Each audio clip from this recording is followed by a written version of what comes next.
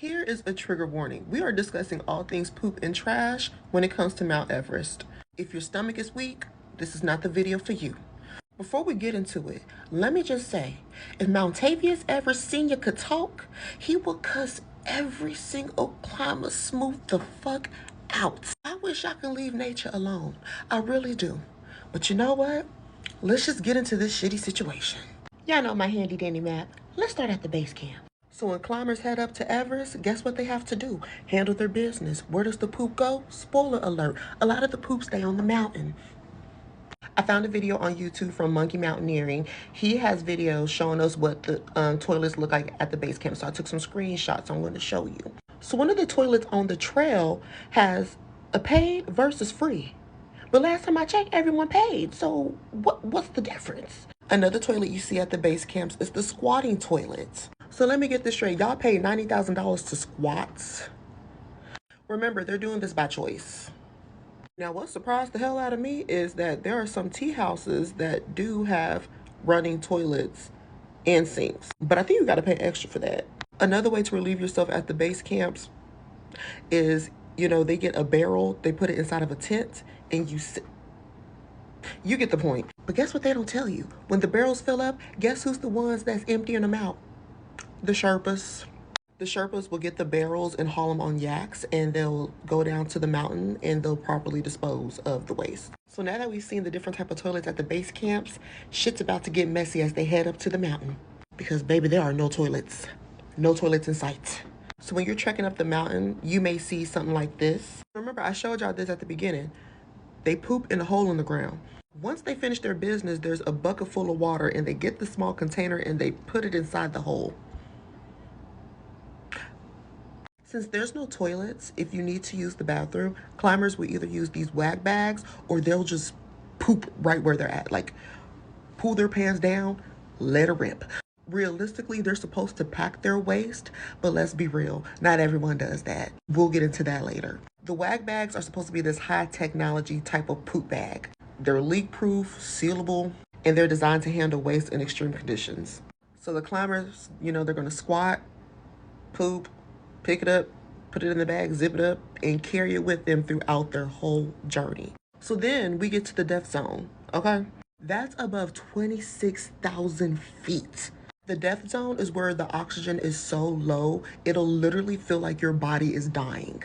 Up there, the waste doesn't decompose because it's so cold. So when climbers make it to the death zone and they need to poop, if they don't pack it up and they just leave the poop out there, the poop will stay there forever.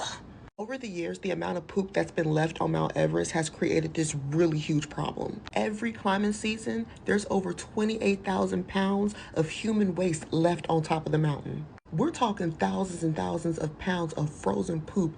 Another way people relieve themselves on the mountains is by digging holes in the snow, and they will literally poop in the snow and leave it there. The more I learn about this mountain, the more disgusted I become at the people who climb it. Because y'all are choosing this. I don't understand. Like, as I was doing my research, I found this on Quora. This woman was talking about her experience while on Mount Everest. And she said, as a woman, I have a mountaineering harness that is engineered to help you drop your drawers without taking off your harness. Some mountaineering pants are designed to have a drop seat as well. Forget modesty. If you have to pee or poop, you're doing it on the rope line with everyone up and down the line of what you're doing. It could be death to unclip. I'm sorry. This is not for me. Like, excuse me? You're telling me people are just pissing and shitting in front of each other like it's the norm?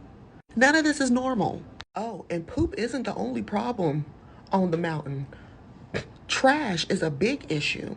The Nepalese army says it has removed 11 tons of rubbish, 4 corpses, and 1 skeleton from Mount Everest and 2 other Himalayan peaks this year. We're talking 2025. It took troops 55 days to recover the rubbish and bodies from the Everest, Nuptse, and Lhotse Mountain. If I said it wrong, y'all don't come for me. It is estimated that more than 50 tons of waste and more than 200 bodies cover Everest. In 2029, they started conducting annual cleanups of the mountain. So since 2029, they've had 5 cleanups, and they've collected 119 tons of rubbish, 14 human corpses, and some skeletons. And guess who's the one cleaning up all the trash left from the climbers? The Sherpas. A lot of the Sherpas are already risking their lives climbing the mountains trying to guide the climbers who paid thousands and thousands of dollars to reach to the summit. And now they're the ones having to pick up the trash, haul the trash back to the base, and waste. Like, the more I hear about this, it just blows my mind. At this point, I feel like the Sherpas, they need reparations. Who do I need to write a letter to? And what's crazy about all this, Nepal, they have been trying to crack down on the waste for years. They now require every climber to carry down 18 pounds of their waste and trash. But they're all not doing that, obviously. It's really hard to crack down on that many people. Because in 2024, this waste problem hasn't gone away. I'm not even going to show y'all the bag behind me, but do you know what irritates me about this whole situation? Climbers are the ones complaining about the smell and the mess on the mountains. But guess who's the ones causing it? These here are the organizations and groups who clean up Mount Everest. Notice how none of them say climbers. There's nothing glamorous about climbing this mountain. All you're doing is walking up a trail of frozen poop and trash. Something about climbing a mountain and carrying my own poop and trash doesn't seem like a good time. Doesn't seem like it's worth $90,000. Y'all need to figure out how to invest your money into something better than this. So the next time you hear someone bragging about climbing Mount Everest, ask them if they cleaned up their poop. And based on their facial expression, that will give you an answer.